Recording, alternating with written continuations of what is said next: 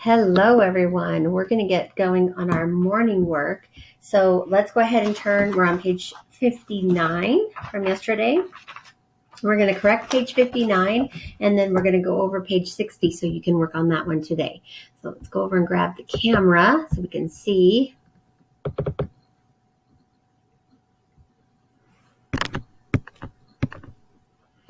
All right. So the first part was talking about find the series, meaning one after the other, or list of items in the sentence and write commas to separate them. So it says sloths eat leaves. That's not all. They also eat twigs, also buds, and fruit. So we're just separating those ideas with a comma. Sloths eat leaves, twigs, buds, and fruit. Some of the things cockroaches eat are, and they're going to list them, so we're going to separate them, meat, bread, and cookies.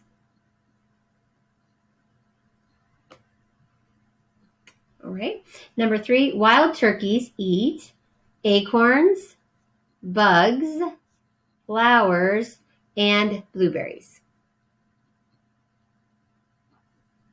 Squirrels eat nuts, plants, and insects. All righty. If you need to pause, go ahead and press pause.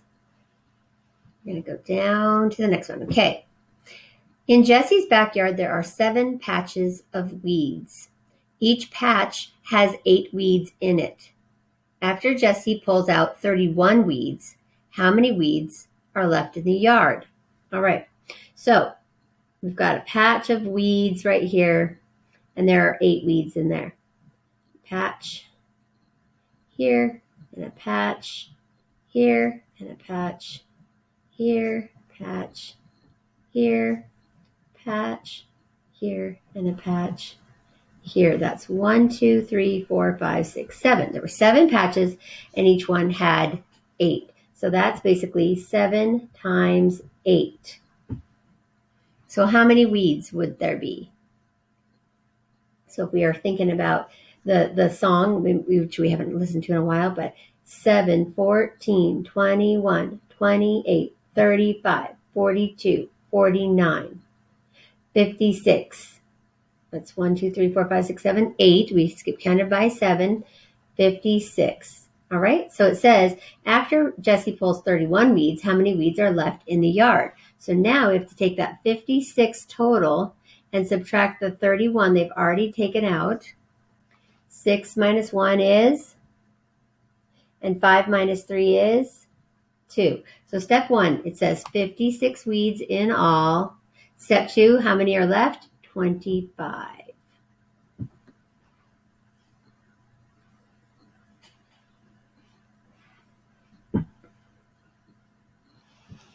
All right.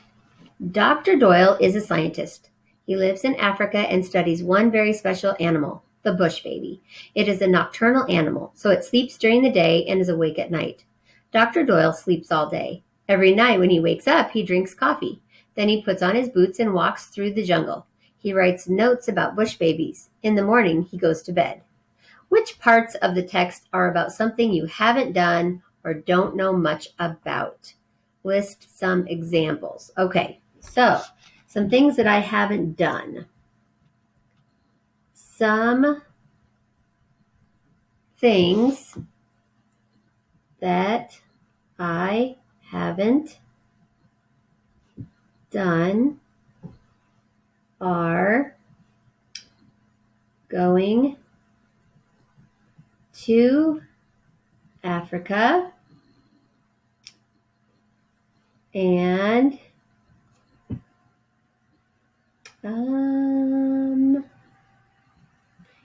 studying bush babies. Okay, so I have actually had to sleep during the day sometimes and stay up all night. Not often. and I'm like going to bed in the morning. Not often have I done it, but I actually have done it. Usually the beginning or the end of the school year is when I'm so busy that I just stay up all night trying to finish things up. So I have done that, but you hopefully have not done that. So hopefully you can add that as one of the things you have not done yet. Alrighty. If you need any of this, go ahead and press pause. And then I'm going to turn to page 60. Okay, and it says, write the sentence, use commas to separate the items in a series. Okay, so you're going to rewrite it. I'm going to rewrite this down here, and you're going to include commas where you can separate things. The small town has a police station, a mall, and a donut shop. So it has 3 things here. We need to separate those. Rewrite the whole sentence. Dr. Miller helped me when I had a cold, the flu, and an ache. We're going to rewrite that whole sentence and put in the commas. Okay. In the math part, read the problem, solve both steps to answer the item, show your work. The Chan family has 8 boxes of strawberries. Each box has 10 strawberries. If all 4 family members share the strawberries equally, how many strawberries will each person get? Okay, first of all, you have to find out how many strawberries there are in all. And then you're going to figure out how many strawberries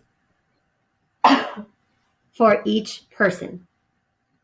So you can do your work up here. You can draw your pictures up here and do your work up here. All right, on the bottom it says read the text and answer the question. The question says, does this text help you connect to things that happen in the world around you? Tell how. All right. If someone asked you to think of water, what would you think of? You might think of something like the ocean or a bottle of water. Water is all around us, and we use it for many things. But what about invisible water? Invisible water is all around us too. The puddles from a windy rainstorm dry up in the sun's heat, even on a cool day. As wet clothes dry out, the water goes away. If you boil a pot of water for a long time, the water disappears. Where does this water go? It goes into the air. That's why they're saying that it's all around them in the air, because it's evaporating. All right, so you're going to finish a sentence here. Does this text help you connect to things that happen in the world around you? Tell how. So explaining how all of this is something that you've seen in your own life. All right, so that's the page you're working on, page 60. That's the page you're working on for today. Let's go back.